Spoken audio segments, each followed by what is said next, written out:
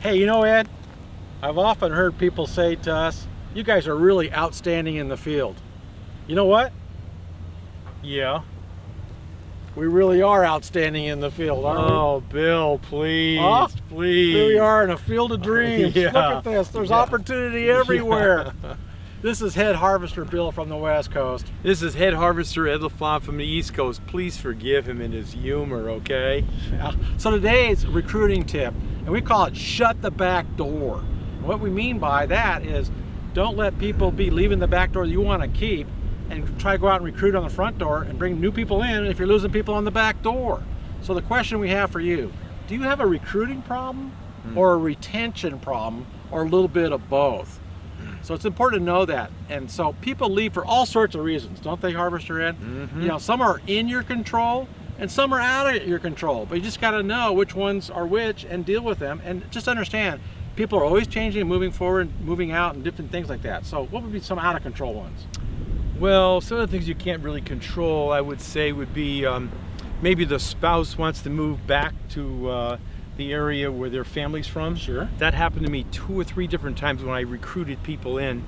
Or maybe they get a better job. This just happened recently to one of my clients where the spouse got a fantastic job, and so now he's going to follow her to the new area, and now they're out a great manager. Sure. Or maybe they just don't have the right fit, the wrong type of person, and as a result of that they just leave and they go into a different career even. Sometimes they just go to a different industry. That's happened a couple of times to my my clients. They leave the green industry for something else? They do. They're not always happy, but they do. So what are some ones that are in our control? Oh, that's easy. Bad boss. Bad boss. Yeah, that's not good at all. The bad boss syndrome, yeah. Maybe it's a bad culture in your organization.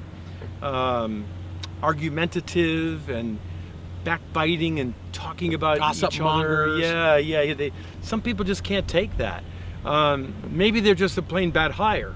They shouldn't have hired him to begin with, and they have a lot of problems as a result of that. Or maybe they just don't pay them enough.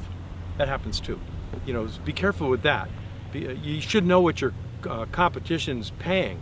If you're under that, look out, because they may be drifting over to the other side. Right. Okay. Or maybe they're just not appreciated. We talked about that not too long ago in one of our Friday videos about the boss who just never says thank you.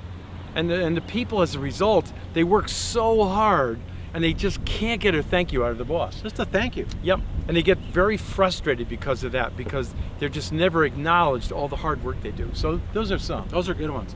And those are real things that are happening out there. That's the real deal. So here's what we want you to do. We want some action steps here. So take a good look of your past 2 to 3 years and see who's left your company and ask yourselves why, and be honest about it.